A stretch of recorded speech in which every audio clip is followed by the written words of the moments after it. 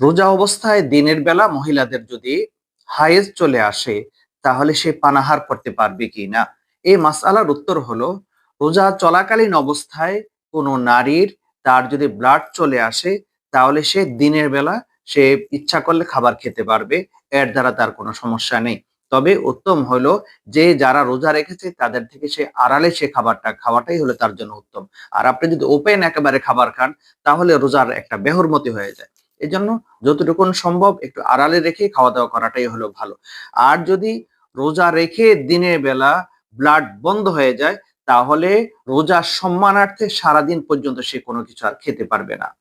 দিনের বেলা যদি ব্লাড শুরু হয় খেতে পারবে। কিন্তু ব্লাড যদি বন্ধ হয়ে যায় ৩ দিন পরে হোক, ১০ দিন পরে হোক, তাহলে সে কিন্তু সারাদিন না খেয়ে রোজাদারের সাথে সে থাকতে হবে। রোজা রাখার মতোই থাকতে হবে।